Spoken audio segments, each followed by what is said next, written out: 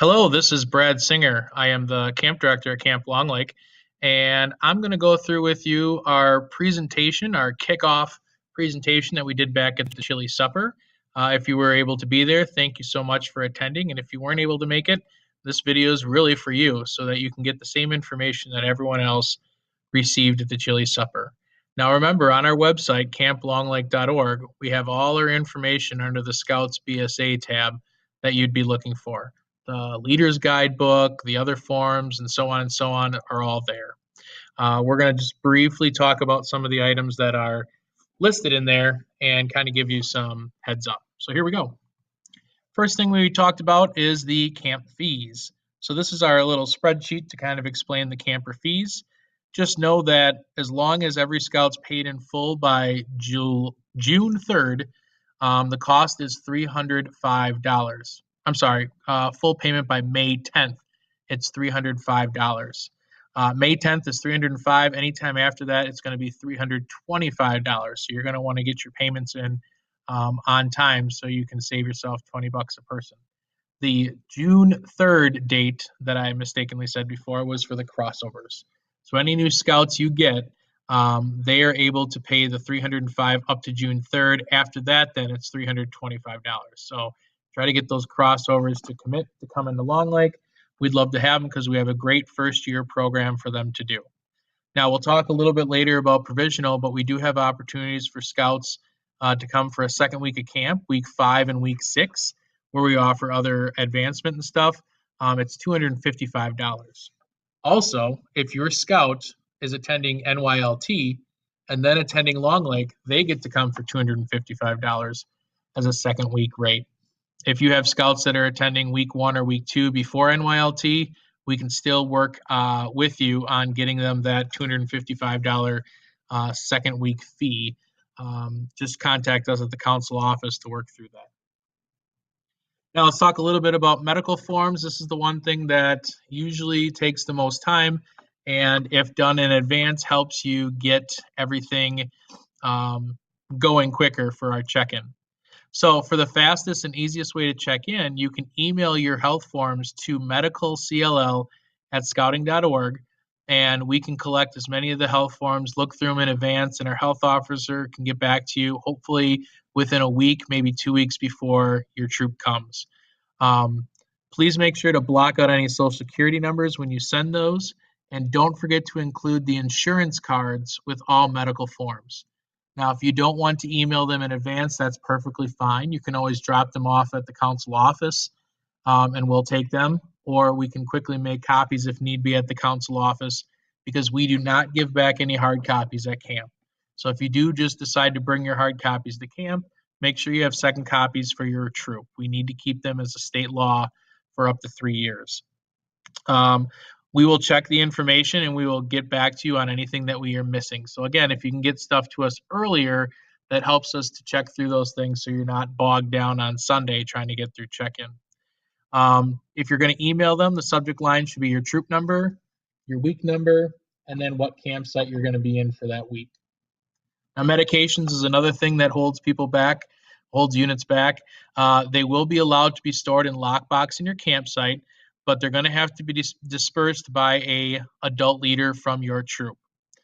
Based on the state law, we need to have a bound book that keeps track of every medication, when it was taken, and given by who and all that stuff. You will be given a medication book at check-in on Sunday with whoever's going to be your trained adult leader to disperse medication. Those books will stay in the health box, the medication box, and if you'd like them in advance, you could pick them up at the council office, and we can give you one if you know you have a lot of kids with medications and you want to pre-fill those in so it's a little easier for you at camp when you're up there. All medications at the health lodge need to be there during check-in so we can check over them, and then they will all go in a locked box. Now, troops are allowed to bring their own locked box, but we need to put our lock on there to make sure if there's any need, we can get into them quickly. Okay, speaking of checking in, let's talk about that. Your Sundays are going to kind of look like this. Registration begins at 12:30. That's the only first time you'll be able to see staff meeting you in the parking lot is at 12:30. So don't try to rush there earlier because we're going to be busy doing other things. a unit staff advisor or USA who's going to meet you in the parking lot near the welcome sign. They're going to greet you. They're going to look for your troop, so make sure you can easily help them out by pointing out with a big sign on your trailer or whatnot.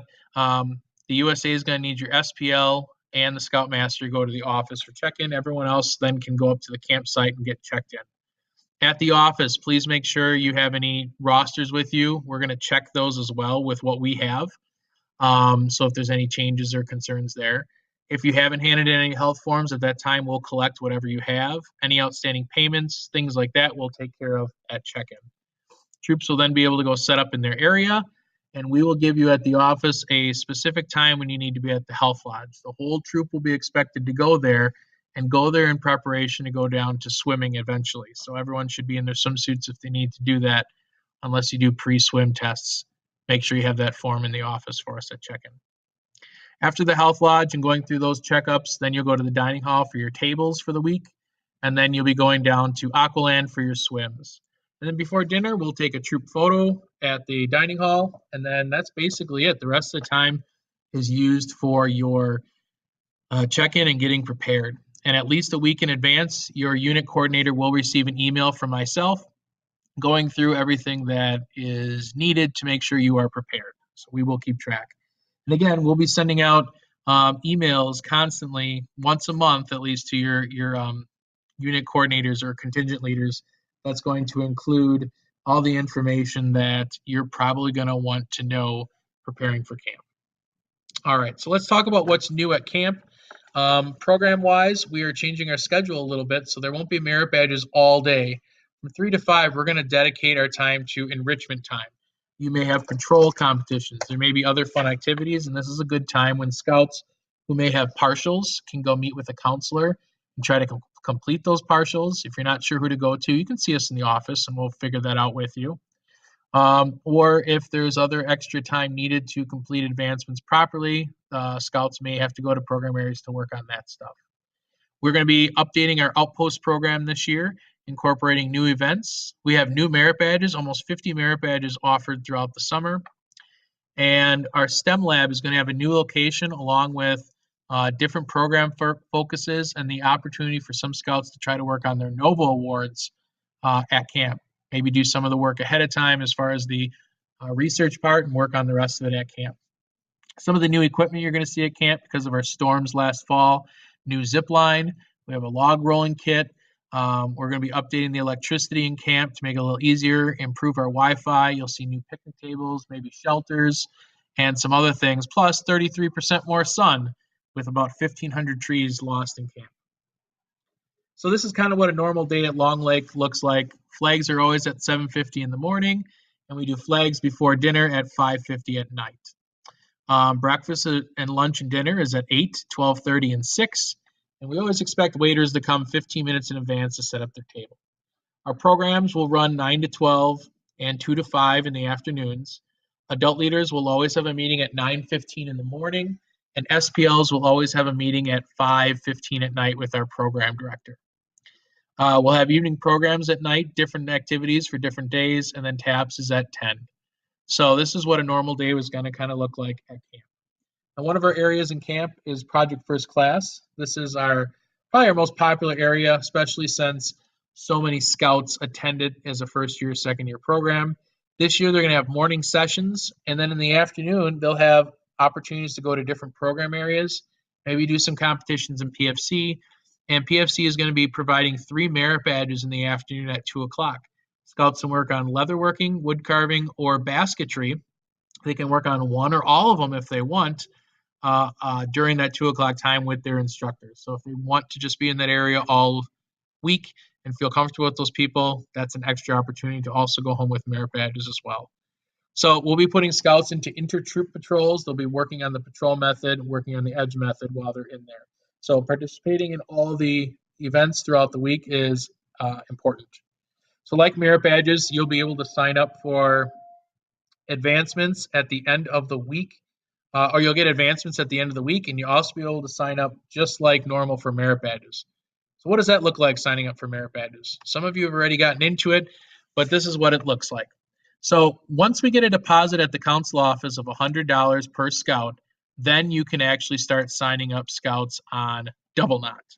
You'll get an email that will direct you to Double Knot from our council office, from our webmaster, but you won't get that until the deposit has been submitted and you'll be able to sign up those kids. From there, then you can sign up for merit badges, Project First Class, Outpost, etc.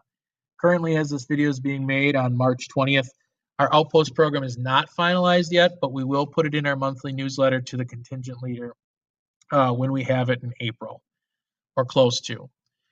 Any fees incorporated with merit badges, those will be on Double Knot, and you can actually sign up for those fees to be paid while you're signing up for merit badges. That will make it a little easier for taking care of things and payments before you even come to camp. All badges that need to be signed up for are paid for prior to camp.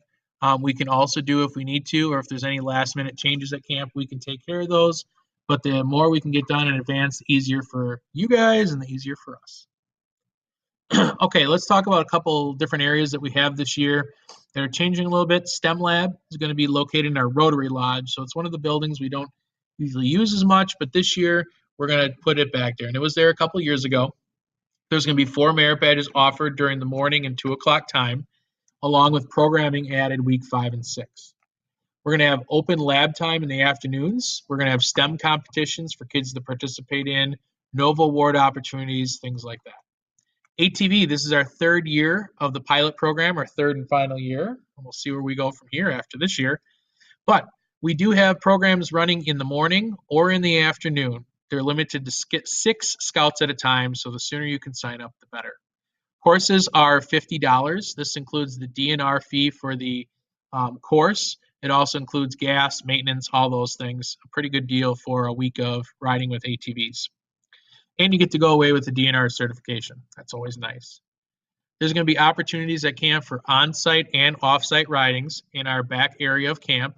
They won't be riding through the middle of camp. It makes it safer for all the other scouts and scouters that are at Long Lake. You have to be 14 years old to do it, and make sure that those participants bring along pants and gloves for riding because it makes it a little safer and comfortable. Our other main area besides merit badges is Outpost. So we're going to be providing different activities. We're working to try to get a whitewater rafting plan later in the week, and this will be an overnighter where we have a place that the scouts can stay. And hopefully the place is still we're working on them with this, but they could earn their whitewater merit badge while doing the course. We're also working with a place that we've done horseback riding with for the last few years and trying to figure out how we could do horsemanship merit badge with them as well. So trying to earn a couple of different merit badges. Mountain biking we'll do for sure. We're trying to work on a deal with sailing in Lake Michigan and looking at a water park or some place that we can go that's a little more of a fun, open activity. These may change, but as of right now, this is kind of our. Now, we do OA program at camp, Order the Arrow program. Tuesday night is our call-out program. We encourage troops to participate in the recognition of those scouts. We'd like everyone to participate in our call-out ceremony on Tuesday night. For members that are in the Wagoshig Lodge, they also have the opportunity to help out during our ordeals and our call-out ceremonies at camp. So we'll have a summer chief that may be asking for help. Now, if ordeal wants to be done at camp, it is $45 from the lodge to do that. Fees can be paid at the end of the week. If a scout doesn't pay for it, we will bill the troop. Then you can get your money back from there. Again, we'll be looking for help from OA members. If you're an out-of-council troop and you want to participate in the call-out, we do need a letter from your local lodge telling us who can participate and that they have an okay from that council, youth or adults. Brotherhoods for Wagoshig members can be completed at camp. This year, the lodge has found a way to try to make it super cheap for anyone. All youth, anyone 20 or under, can do it for free if they're after their 10 months of earning ordeal. Adults, as long as they're within that 1 year of eligibility, so after your 10 months, you have a year to be able to earn your brotherhood. That's free for you. And all other adults that are over that year time period, all you have to do is pay $20 for the sash. So almost free for everybody. Now, our business manager wanted to bring up a few things to let you know. One thing is that the program fees, again, are online. You can pay for things at the council office. And if you have any last-minute changes on payments, we'll take those at camp. And we will be having pre-ordering options for selected merchandise besides the options to earn your kits. So leatherworking, wood carving, things like that that have kits, Indian lore, things like that. If you pay for those in advance, we'll have those ready for you on Sunday at the adult leader meeting to pick up. We're going to have nightly specials at the trading post, so pay attention to those. I can't wait.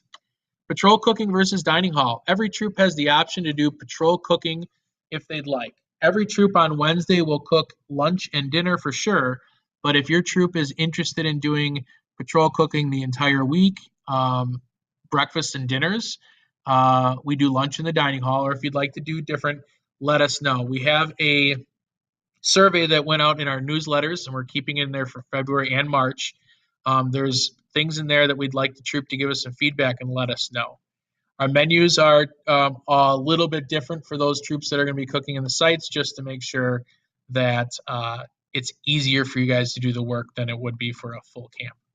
So we do have the different menus. Those will be going out in our upcoming newsletters in April once we get our approval from our dietitian that everything works. The patrol cooking, know that it's separated by patrols. They're sized to 6 or 8 or 10 to 12 to help with patrol cooking. We'll have cooking guides with them. We do have patrol boxes available. If the troop cannot provide their own gear, we can help you with that.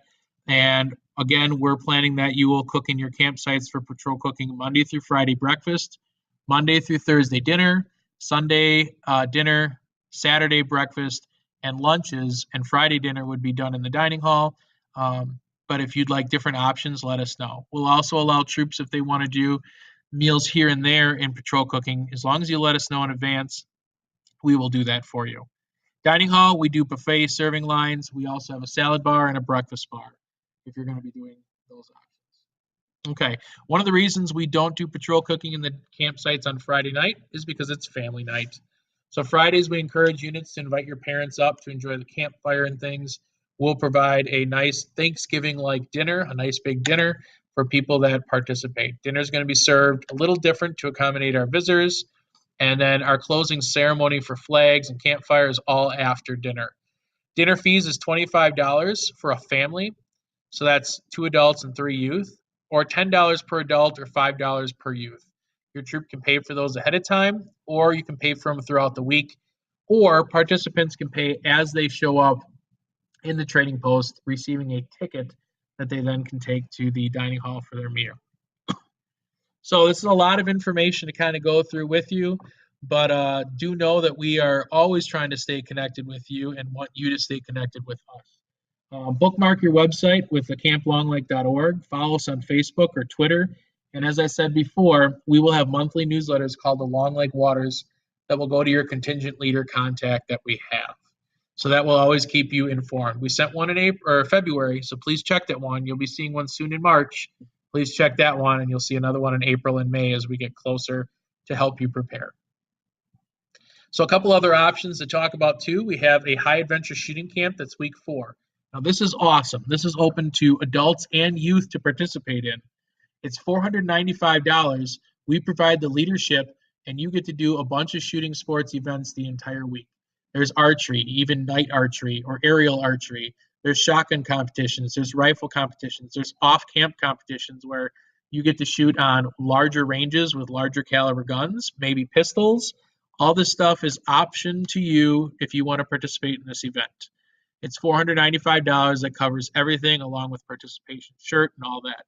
It's a great opportunity. It fills up quick, so make sure any youth or adults that are interested sign up as soon as you can. Week 5 and 6 are our traditional provisional weeks. No troop, no problem. We provide the adult leadership. Bring on the scouts. And if there's adults that like to come along too, we always love the extra help. So the weeks you see there's additional merit badges offered those weeks. And again, if this is the second week for a scout, it's only $255. If you have a scout that couldn't join your troop and they'd like to come for provisional week, they can come for a regular fee to provisional. You can sign up now. We do have people that have already signed up, so there's no reason to wait on that. And just a nice plug as well, summer camp staff, we are still looking for some 21-year-old or older positions. Please contact me at campdirector@pacbsa.org if you know anyone. We'd love to have those positions filled sooner than later. Early April, we have our staff week, and then we begin June 8th, and we work through our Weeblos resident camp of August 11th. If you know anyone, please have them contact me. There's also the opportunity for counselors in training. Any scouts who are 14 and may be interested in applying in camp next year, but they want to see if it's really something they want to do, they can sign up online.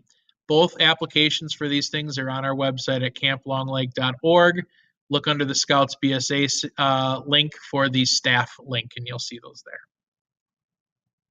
There are volunteer opportunities. Your troop coming up, we're always looking for volunteers for commissioners for the week. So if you have commissioner training or interested in being trained as a commissioner and come up for a free week, let us know. You also get to be part of staff, so that means a shirt, scarf, and hat free to you just for participating. If you are someone who teaches a merit badge outside the options that we have and you want to put that on during the week you're up there, we'd love to have that opportunity. Apply, please, online at camplonglake.org. Again, look on the Scouts BSA link for the volunteer opportunities. Sign up. If you don't see it or you're interested, I can send you the link. Just contact me. So thank you very much. If you have any questions or need any feedback or anything, you can email us. You can find us on Facebook and send us a message. Please get a hold of us somehow so we can answer your questions. We want to make sure that everything is taken care of for you. And that's all we have for this video. Thank you for watching. Look forward to hearing back if anyone's got any questions. And have a great day. We can't wait to see you at camp. Be there.